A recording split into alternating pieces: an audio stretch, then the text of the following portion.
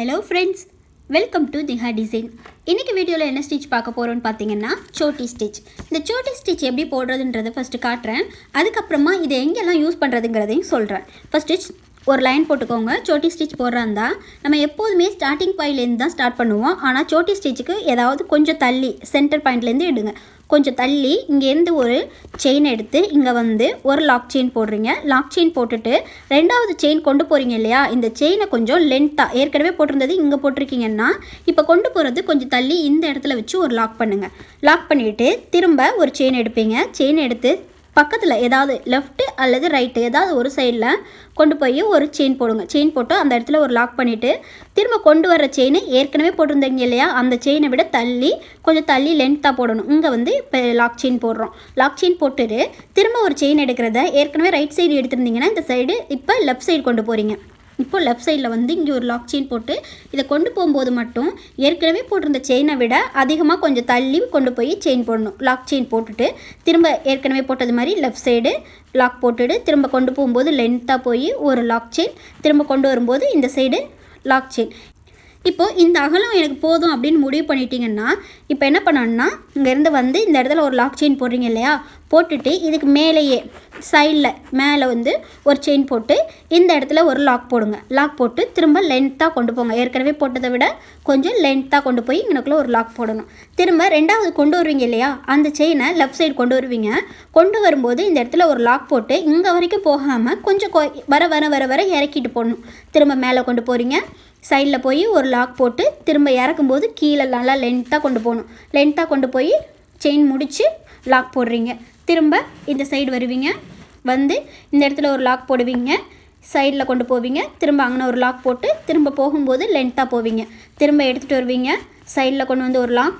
ஒவ்வொரு ஸ்டெப் இறங்கிட்டே வரணும். ஃபஸ்ட்டு போடுறது மட்டும் தான் நம்மளுக்கு எந்த அளவுக்கு அகலம் வேணுமோ அதுக்கு ஏற்றாப்புல செயின் எடுத்துக்கலாம். சைடில் இங்கிட்ட ஒரு 5 எடுத்துக்கலாம், இங்கிட்ட ஒரு 5 லேயர் 5 லேயர்லாம் எடுத்திங்கன்னா நல்ல பெருசாக தெரியும். இதே ரெண்டு இந்த சைடு 2 இந்த சைடு 2 எடுத்திங்கன்னா நார்மலாக சின்ன சைஸ் இருக்கும். சின்ன சைஸ்னால் ரெண்டு எடுத்திங்கன்னா மட்டும்தான் சின்ன சைஸாக இருக்கும். அதுக்கும் கம்மியாக நீங்கள் எடுக்கக்கூடாது. அதுக்கும் கம்மியாக எடுத்திங்கன்னா நல்லா இருக்காது.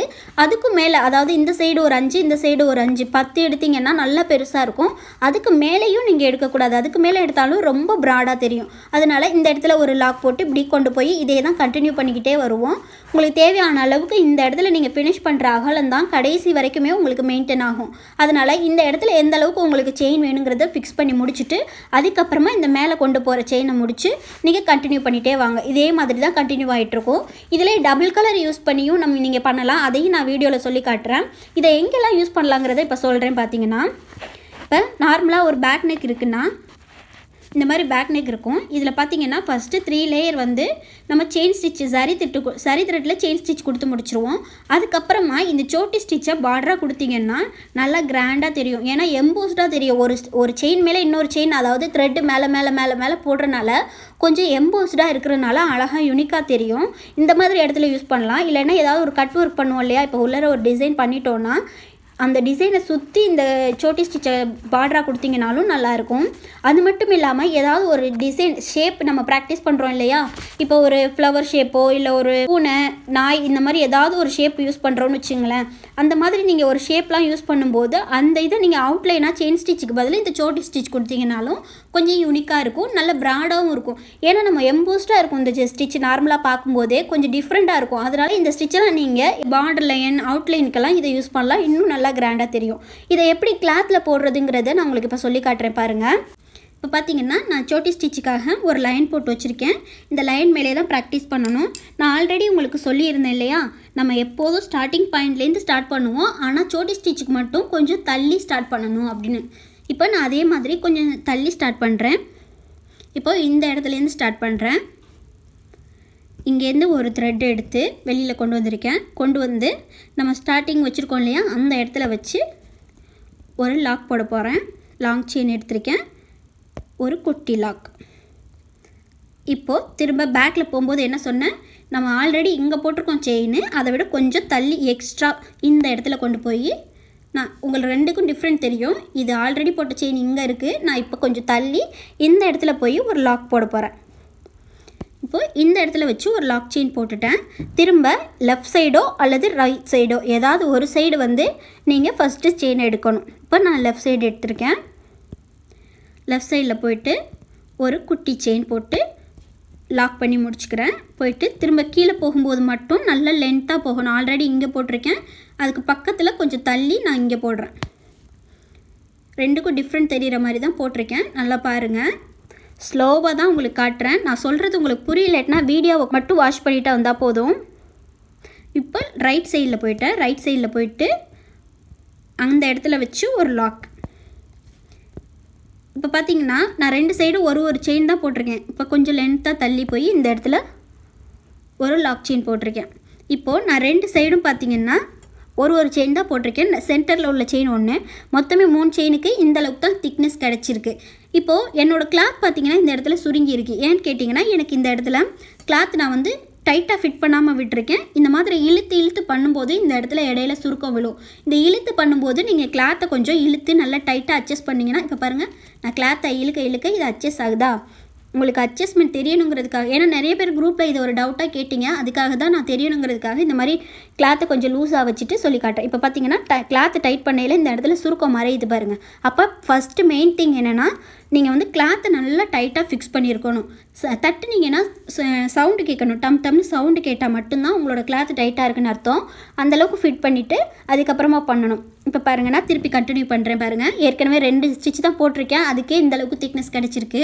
இப்போ நான் 3வது ஸ்டிச்சாக இந்த சைடு, அதாவது 2வது ஸ்டிச் சைடில் பார்த்தோம்னா 2வது ஸ்டிச் இந்த இடத்துல லாங் செயின் எடுத்து ஒரு லாக் செயின் போட்டு முடிச்சுட்டு திருப்ப கொண்டு போகும்போது லாங்காக கொண்டு போகணுன்னு சொல்லியிருக்கேன். ஏற்கனவே போட்டதை விட கொஞ்சம் தள்ளி செயின் எடுத்து அதை லாக் பண்ணிக்கணும். திரும்ப ரைட் சைடு போகிறேன். ரைட் சைடில் லாங்காக ஒரு செயின் எடுத்து அந்த செயினை லாக் பண்ணுறதுக்கு ஒரு குட்டி செயின். இப்போது எனக்கு இந்த திக்னஸ் போதும் அப்படின்னு நான் ஃபினிஷ் பண்ணுறேன். எனக்கு முடிவு பண்ணிட்டேன், அதனால் நான் இந்த இடத்துல ஃபினிஷ் பண்ணலான்னு முடிவு பண்ணிட்டேன். இப்போ என்ன பண்ணணும்னா இந்த சைடில் வரணும் பாருங்கள். இந்த சைடில் வந்து இந்த செயினை இந்த இடத்துல ஒரு லாக் பண்ணி திரும்ப மேலே பார்த்து ஒரு லாக் பண்ணி அப்படியே ஸ்ட்ரைட்டாக எடுத்துகிட்டு போங்க. ஸ்ட்ரைட்டாக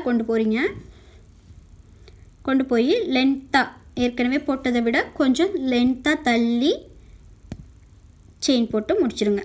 இப்போ முடிச்சுட்டு நெக்ஸ்ட்டு என்ன பண்ணணுன்னா நம்ம கொண்டு போகிறத ஒரு ஸ்டெப் தள்ளி, ஏற்கனவே இங்கே போட்டிருக்கோன்னா ஒரு ஸ்டெப் இறக்கி இந்த இடத்துல வச்சு ஒரு லாங் செயின், அதை லாக் பண்ணுறதுக்காக குட்டியாக ஒரு லாக் செயின் திரும்ப அப்படியே சைடில் கொண்டு வந்துட்டு இந்த இடத்துல லாக் வந்து கீழே போடாமல் அப்படியே அது மேல் பக்கமாக போடுறீங்க. இந்த இடத்துல வச்சு ஒரு லாக் போடுங்க.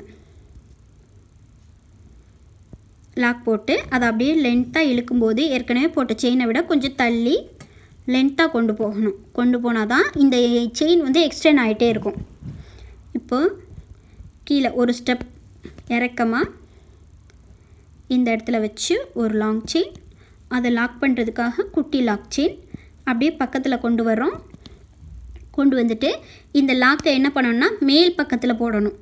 கீழே போடாமல் மேலே ஒரு லாக் செயின் போட்டு அப்படியே கீழே எடுத்துகிட்டு போயிட்டு இந்த இடத்துல வச்சு ஒரு லாக், திரும்ப லாங் செயின், அதை லாக் பண்ணுறதுக்காக குட்டி லாக் செயின். கிளியராக வீடியோ மட்டும் பாருங்கள். உங்களுக்கு நான் எக்ஸ்பிளைன் பண்ணுறது புரியலன்னா கூட வீடியோ பார்த்தீங்கன்னாலே நீங்கள் ப்ராக்டிஸ் பண்ணிடலாம்.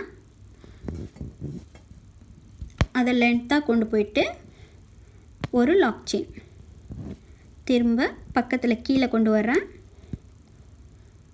லென்த்தாக செயின் போட்டு அதை லாக் பண்ணுறதுக்கு குட்டி லாக் செயின் போட்டு அப்படியே சைடில் கொண்டு வந்துட்டு இந்த சைடில் வந்துட்டு லாக் போடுறத மட்டும் மேல் நோக்கி லாக் போட்டு அதை அப்படியே கீழே எடுத்துகிட்டு போங்க. கீழே எடுத்துகிட்டு போகும்போது எந்த அளவுக்கு லென்த்து நீங்கள் கொண்டு போகிறீங்களோ அந்தளவுக்கு இந்த செயின் வந்து எக்ஸ்டெண்ட் ஆகிட்டே இருக்கும். இப்போ கீழே கொண்டு போகிறேன். சைடில் வந்துட்டு ஒரு லாக் போட்டு திரும்ப அது மேலே ஒரு செயின் போட்டுட்டு மேல் நோக்கி அந்த லாக் செயின் போட்டு அதை கீழே எடுத்துகிட்டு போகணும். இப்போது நான் இந்த இடத்துல ஒரு லாக் போட்டு முடிச்சுட்டு டபுள் கலர் எப்படி யூஸ் பண்ணுறதுங்கிறத காட்டுறேன். எனக்கு இதோட போதும் இந்த கலர். இப்போ நான் நெக்ஸ்ட் கலர் யூஸ் பண்ணணும்னா இந்த இடத்துல ஒரு லாக் போட்டுக்கிறேன். இப்போது லாக் போட்டு முடிச்சிட்டேன். இப்போ நான் இதுக்கு கீழே வந்து க்ரீன் கலர் கொடுக்குறேன். க்ரீன் கலர் கொடுத்து எப்படி அதை நான் கண்டினியூ பண்ணுறேங்கிறத காட்டுறேன் பாருங்கள். இந்த ஸ்டிச்சு பார்த்தீங்கனாலே உங்களுக்கு தெரியும், ஒன்று மேலே ஒன்று வர்றனால எந்த அளவுக்கு எம்போஸ்டாக யூனிக்காக தெரியுதுன்னு பாருங்கள். இதை நீங்கள் பார்டர்லாம் கொடுக்கும்போது ரொம்பவே அழகாக இருக்கும். அதனால் நான் சொன்னது மாதிரி இந்த சைஸில் நீங்கள் போட்டிங்கனாலே போதும். அதாவது இந்த சைடு 2, இந்த சைடு 2, நடுவில் சென்டர் செயின் ஒன்று போட்டிருப்போம். ஃபஸ்ட்டே சென்டர் செயின் ஸ்டார்ட் பண்ணி தான் இந்த சைடும் எத்தனை கொடுக்குறோங்கிறத கால்குலேட் பண்ணிகிட்டே வரணும். நீங்கள் இந்த சைஸில் போட்டிங்கனாலே உங்களுக்கு பார்டர்லாம் கொடுக்கும்போது ரொம்ப அழகாக இருக்கும். கிளாத்தை நல்லா டைட்டாக ஃபிட் பண்ணிக்கோங்க. இப்போ பார்த்தீங்கன்னா நான் இதை லாக் செயின் போட்டு முடிச்சிட்டேன் ஃபஸ்ட்டு கலரை. நெக்ஸ்ட்டு நான் வந்து க்ரீன் கலர் ஸ்டார்ட் பண்ணுறேன். இப்போது க்ரீன் கலர் ஸ்டார்ட் பண்ணும்போது இந்த இடத்துலேருந்து கொஞ்சம் தள்ளி, அதாவது இந்த இடத்துல செயின் போட்டிருக்கோம் இல்லையா, இந்த இடத்துலேருந்து நான் ஸ்டார்ட் பண்ணுறேன். ஸ்டார்ட் பண்ணும்போது நம்ம இங்கேருந்து செயின் எடுத்து சைடில் கொண்டு போகிறோம்.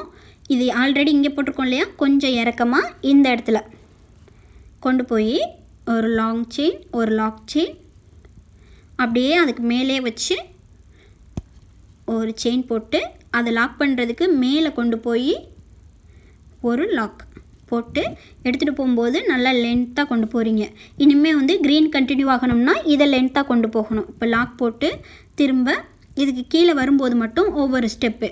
ஃபஸ்ட்டு இது மட்டும்தான் நம்மளுக்கு தேவையான அளவுக்கு செயின் பக்கத்தில் போடணும். அதுக்கப்புறம் நம்ம போடுற எல்லா செயினையுமே ஒரு ஸ்டெப்பு இந்த மாதிரி குறைச்சி கீழே இறக்கிட்டே வந்தீங்கன்னா அது அப்படியே வரிசையாக அப்படியே செயின் மாதிரி வந்துட்டுருக்கும்.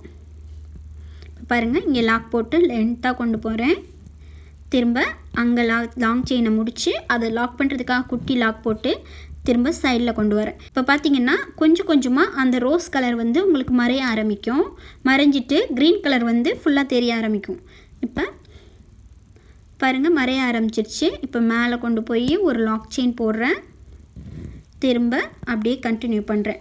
ஒவ்வொரு செயினும் போகும்போது மட்டும் அந்த லென்த்தை நீங்கள் எந்த அளவுக்கு இழுத்துட்டு போகிறீங்களோ அந்த அளவுக்கு உங்களுக்கு வந்து இந்த செயின் வந்து எக்ஸ்டெண்ட் ஆகிட்டே இருக்கும். நீங்கள் ஃபினிஷ் பண்ணுற இடத்துல மட்டும் நீங்கள் தள்ளி போடாமல், இப்போ நான் வந்து பாருங்கள் க்ரீன் கண்டினியூ பண்ணிட்டேன், எனக்கு இதோட போதும், இந்த செயினையே நான் இதோட முடிக்க போகிறேன் அப்படின்னு பண்ணிட்டீங்கன்னா, இந்த எக்ஸ்டெண்ட் பண்ணுறீங்க இல்லையா, இங்கே கொண்டு போய் எக்ஸ்டெண்ட் பண்ணாமல் அதுக்கு பக்கத்துலேயே கொஞ்சம் கிட்ட இப்போ இந்த இடத்துல நான் லாக் போட்டுக்கிட்டேன். திரும்ப பக்கத்தில் கொண்டு வரேன். கொண்டு வந்து ஒரு லாக். இப்போது திரும்ப பக்கத்தில் கொண்டு வரேன். ஒரு செயின் போட்டு மேலே பார்த்து ஒரு லாக் போட்டு திரும்ப கீழே எடுத்துகிட்டு போகும்போது அது கிட்டையே தள்ளி போகாமல் அது கிட்டையே வச்சு நீங்கள் செயின் போடணும். பார்த்திங்கன்னா உங்களுக்கு நல்லா தெரியும். திரும்ப கிட்ட போகிறேன். மேலே லாங் செயின் எடுத்து அது லாக் பண்ணுறதுக்கு மேல் நோக்கியே ஒரு லாக் செயின் போடுறேன். திரும்ப பக்கத்தில் வந்து ஒரு செயின் போட்டு மேல் நோக்கி ஒரு லாக் போடுறேன். லாக் போட்டுட்டு மேலே, அதாவது எக்ஸ்டெண்ட் பண்ணையில் நம்ம இங்கே தள்ளி போடுவோம், ஆல்ரெடி போட்ட செயினை விட இங்கே தள்ளி போடுவோம். அது போடாமல் அது பக்கத்துலேயே வச்சு ஒரு லாக். திரும்ப இந்த நம்ம கொண்டு போகிற இந்த செயின் போட்டிருக்கோம் இல்லையா, இந்த செயின் வந்து கடைசி வரைக்குமே இந்த மேலே வர்ற அந்த செயின் வர்ற மாதிரி போட்டு ஃபினிஷ் பண்ணணும். இதோட முடிக்க போகிறோமேன்னு சொல்லிவிட்டு நீங்கள் இந்த அளவுக்கு எக்ஸ்ட்ரா இந்த இது தெரிகிற அளவுக்குலாம் நீங்கள் முடிக்கக்கூடாது. இந்த மேலே வருது இல்லையா, அந்த செயின் வர்ற அளவுக்கு தான் நீங்கள் முடிக்கணும். இப்போ நான் திரும்பி பக்கத்தில் கொண்டு போகிறேன்.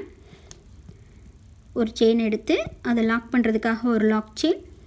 திரும்ப பக்கத்தில் வந்து ஒரு செயின் எடுத்து அதை மேல் நோக்கி பார்த்து லாக் போட்டுட்டு திரும்ப அந்த இடத்துலையே பாருங்கள் நல்லா தெரியும், அந்த இடத்துக்கிட்டேயே நான் வச்சு லாக் பண்ணுறேன். நான் எக்ஸ்ட்ரா வேறு எங்கேயுமே தள்ளி போகலை. நம்ம அந்த செயினை எக்ஸ்டெண்ட் பண்ணுறாந்தா மட்டும்தான் தள்ளி கொண்டு போய் அந்த செயினை எக்ஸ்டெண்ட் பண்ணணும். நம்ம ஃபினிஷ் பண்ண போகிறதா இருந்தால் நம்ம அந்த இடத்துக்கிட்டேயே எடுத்து செயின் முடிச்சிருக்கோம் இல்லையா, அந்த செயினுக்கிட்டேயே தான் கொண்டு போய் நான் முடிக்கிறேன் பாருங்கள்.